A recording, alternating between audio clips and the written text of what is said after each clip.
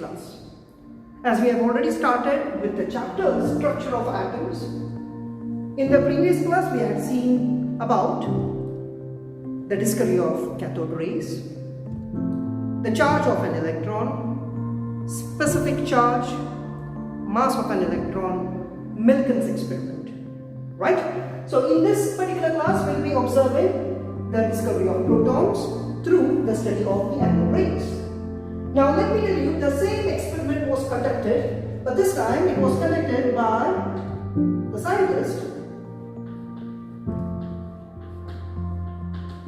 scientist Goldstein. So what he does is, he repeats the discharge tube experiment. So in a discharge tube experiment, what we have already seen was, this entire compartment was made up of the glass, which we call it as the discharge tube.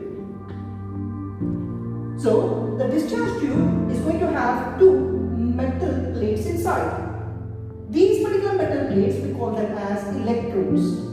So the electrode which is being connected to the positive terminal, we call this particular positive terminal over here as anode, while the another one which is connected to the negative terminal of the electric source, we call them as the cathode. Right? This is how it is. Now, please remember that we had a vacuum pump over here. The vacuum pump is used in order to see that whatever the pressure that is generated in this discharge tube is going to be minimized. Plus, we are going to insert some gas in this discharge tube. We know that once this particular discharge tube is connected to the high voltage of electricity, 10,000 volts of electricity as what it was being used, what will happen is, there will be certain rays that would be traveling from the cathode, right? When it was traveling, try to remember that as it was traveling, there were certain gaseous molecules over here, and these particular gaseous molecules would collide with these rays. As it would collide with these particular rays, these gases would get ionized. If it is getting ionized, that means these particular gases are going to generate a positive charge on itself, right? Now, Goldstein repeated the same experiment with certain more implications, and those particular changes, what he implied in this experiment was, this cathode was perforated in a sense. This cathode had numerous amount of holes in it. Now, as Goldstein supplied huge amount of electricity, what would happen is, he saw that there were certain rays that have been emitting from the anode side. I am not saying it is emitting from the anode. I am saying that there were certain rays which were emitted from the anode side, and they would eventually pass through this particular cathode, strike this particular wall. This wall was coated with zinc sulfide over here. So we can also call it as zinc sulfide screen. So what would happen is, the rays would pass through these perforations and strike the wall. As it would strike the wall, there was a green color flash that was being developed, and this flash is called as a fluorescence, right? So these rays which were being produced upon passing a high amount of electricity, those particular rays were known as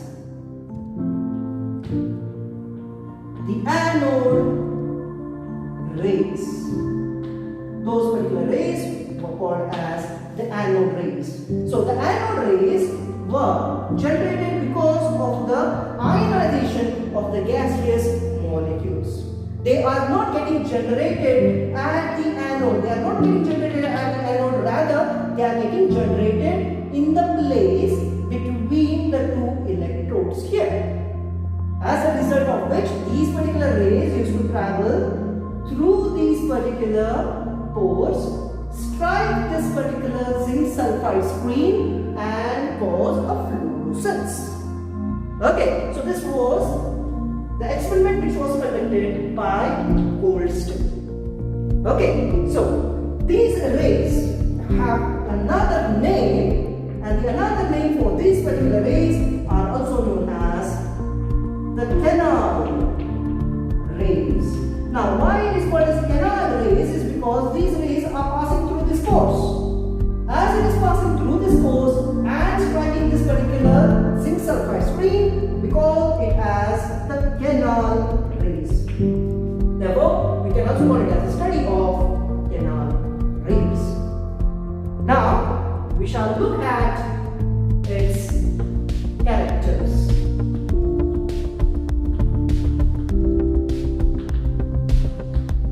So, when we are speaking about the characteristics, okay, so the first character that we have to understand is that in this entire case of experiment, whatever this particular characteristic of these rays are there, they are going to depend upon the nature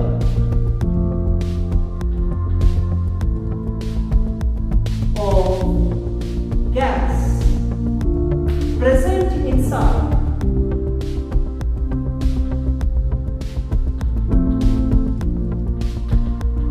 the discharge tube.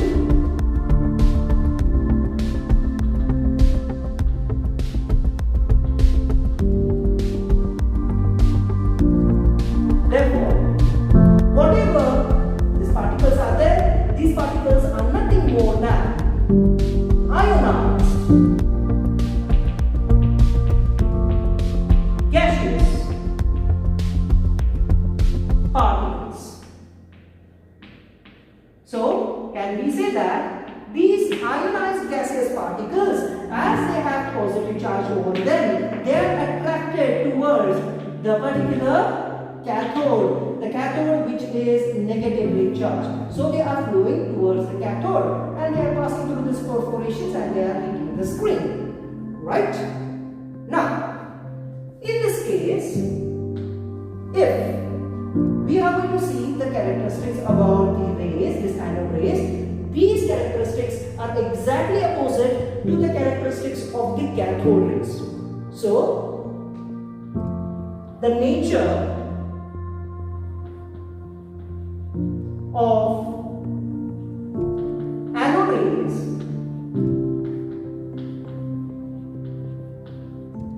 are opposite to that of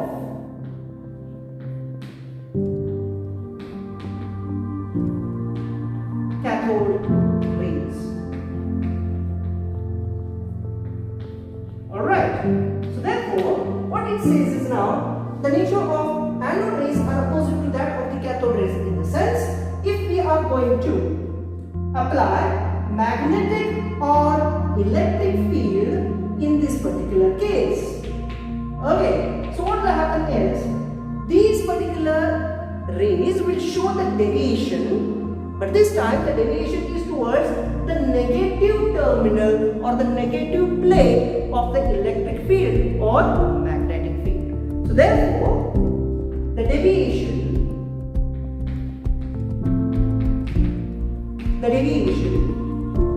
of anode rays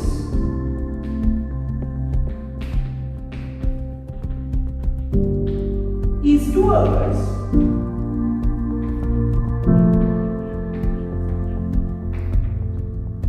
the negative plate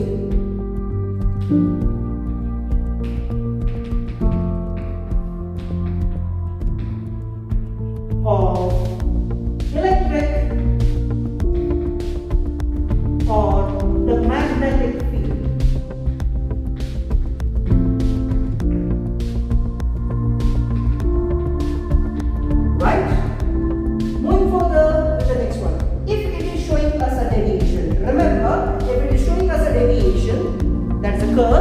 that means you can calculate its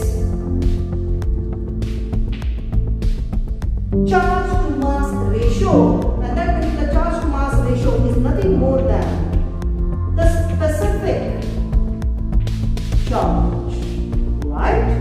So the specific charge of an anode, remember, the specific charge of anode was found to be smaller. The value of specific charge of anode is found to be smaller than the value of specific charge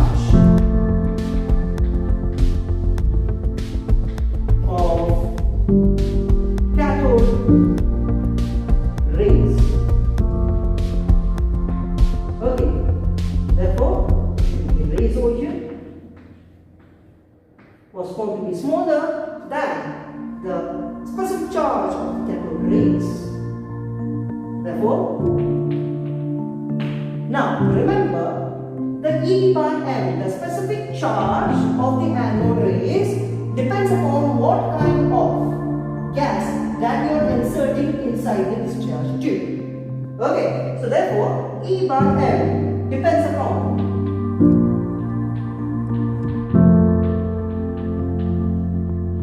the nature